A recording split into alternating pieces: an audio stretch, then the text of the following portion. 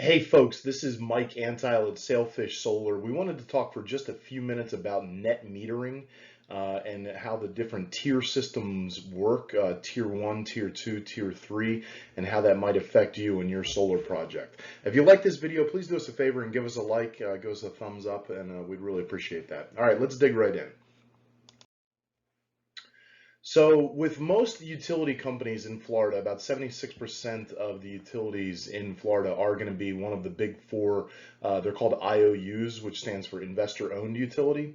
And so that's going to be your Duke, Florida Power and Light, TECO, and Gulf up in the panhandle of Florida or Southern. So these are the big investor-owned utilities. Again, they cover about 3/4 of the state. The next biggest utilities would be in Orlando Utility Commission, which is a municipal utility, Jacksonville Electric Authority, which is also a municipal utility, and then after that you get into some of the small co-ops. What we're going to talk about today are going to be the investor-owned utilities. The municipal utilities and the co-ops don't have to follow the same rules that the investor-owned utilities do, so their net metering program a lot of times is going to be different. In fact, JEA was one of the first utility companies in Florida to do away with net metering, and as a result of that, the solar market up in Jacksonville has, has suffered. Nevertheless, the investor-owned utilities are required to have net metering, and again, that's what we're going to talk about today. So, as you can see here, there are three different tiers. There's a tier 1, a tier 2, and a tier 3. The majority of our clients, certainly the residential clients, are going to fall under tier 1 or tier 2. Tier 3 is really when you get into commercial. Again, that's above 100 kW, so that's a pretty sizable system. Typically, our clients are going to be a 10 kW system or maybe a 20, 25, 30 kW system. So the biggest thing here is number one, this says 10 kilowatts AC.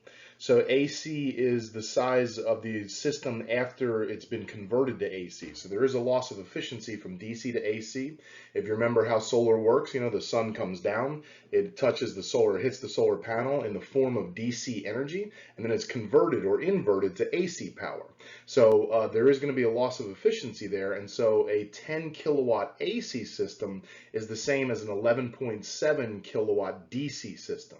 And that's why a lot of times when we're given proposals, you'll see that our maximum tier 1 is kind of what we have a tendency to do. So a lot of our proposals to our clients are going to be to cap you out at 11.7 kilowatts, which will get you just under the threshold of this 10 kW. So that's a tier 1 system. Now, if you graduate to tier 2, it's not the end of the world. There's just a couple extra requirements, and we're going to talk about those real quick.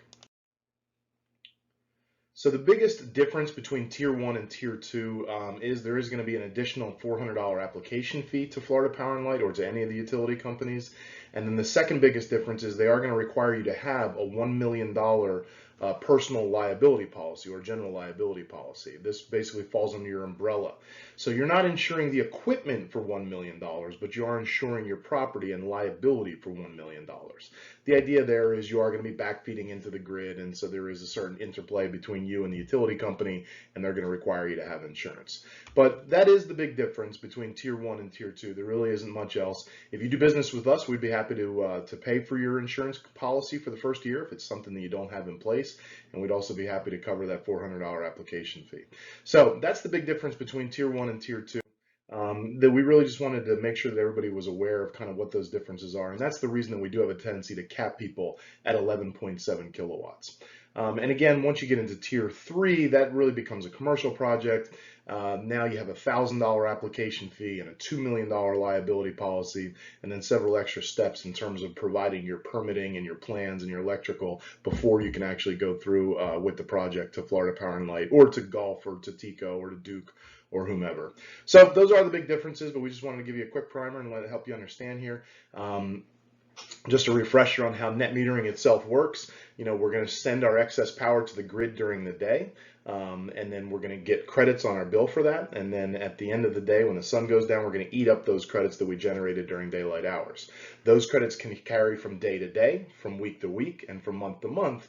but they can't carry from year to year. And that's why we have a tendency to undersize our systems a little bit. A lot of salesmen will tell you you need 110% offset. We're believers that you about 95% offset at the most is really what you want. Usually maybe even about 90.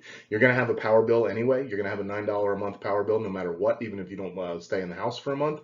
So let's not oversize it, because what happens is if you get to the end of the year and you have excess credits, then your net metering rate drops from a retail rate, which, in FP&L it's 11.5 cents, and Duke it's 15.5 cents.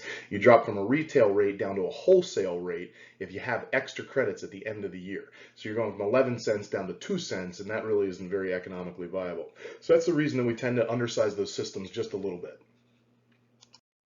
All right, well, thanks for stopping by. If we can be any of the assistance to you, please visit us online, give us a call, send us an email. We've been doing this for a long, long time in the state of Florida, even before this net metering law was written.